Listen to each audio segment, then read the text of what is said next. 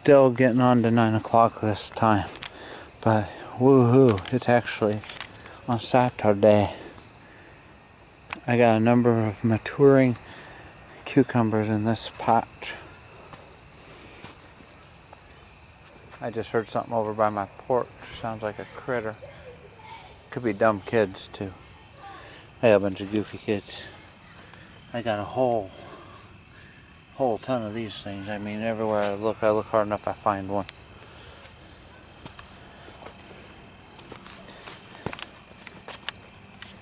Yeah, okay. This poor pepper plant. Get rid of this stupid thing. This poor pepper plant had it rough. This stupid tree. It's an elm tree. One of the filthiest, nastiest trees you can have. Dropped a limb right on top of this pepper plant.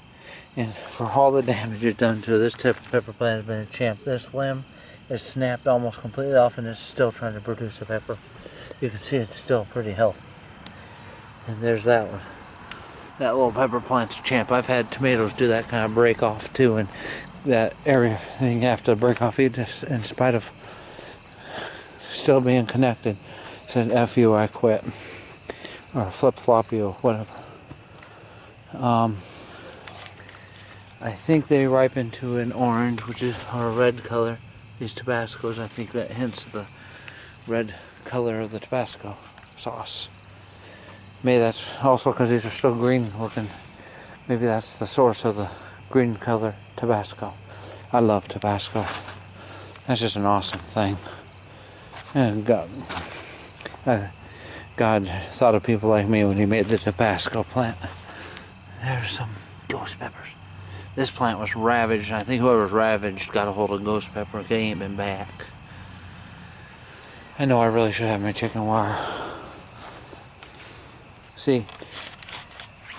Let me flip this around. You can see I am 6'2". These plants in front of me are ghost pepper plants. They are doing marvelous. So I flipped around to make sure I was pointing. Only to give a size comparison, I'm sure. Oh, there's lots of peppers in here. And eggplants are on the roll. These things, these guys are still doing well, but I'm starting a war against them stupid squash bugs. They are starting to damage my plants, and I've got a pesticide, and yeah, I very seldom ever use pesticide, but after the devastation they've given me the last couple of years, I'm not willing to go through that again. So, case raw, not 7, it's some concentrate I'll put in a pump sprayer. Here's where I saw some squash bugs yesterday, underneath this guy. They're not here today. I squashed some of them the other day. To be truthful though, they've been very, very light this year. I mean, by this point last year, I was thoroughly devastated by them stupid things. I think, and this is just theorizing. Okay, here's one of them nasty little buggers. They look like aphids. They grow into them stink bugs, and they cause insurmountable damage to your squash. This sprout here will probably never do jack squat because of those little dirty dogs. There's some down here.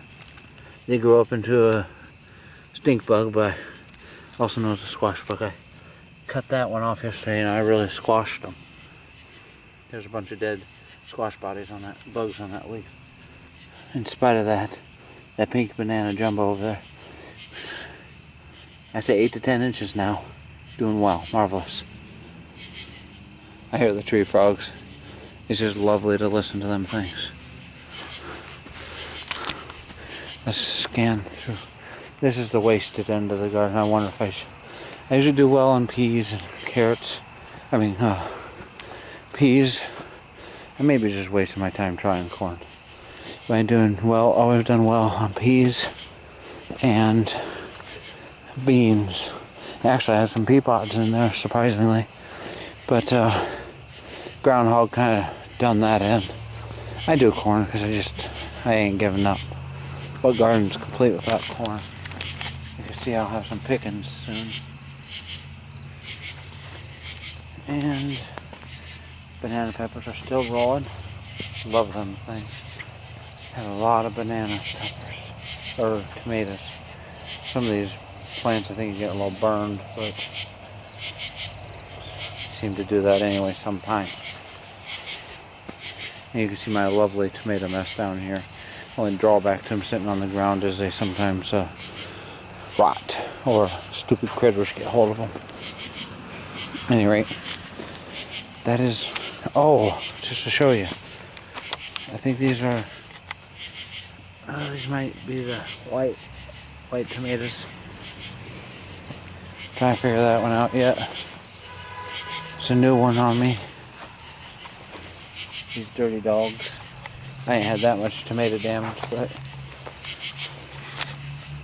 it's like a bloody rainforest of tomatoes.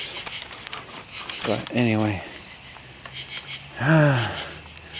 it's the 13th of August, and it's kind of that great time of year, picking, harvesting.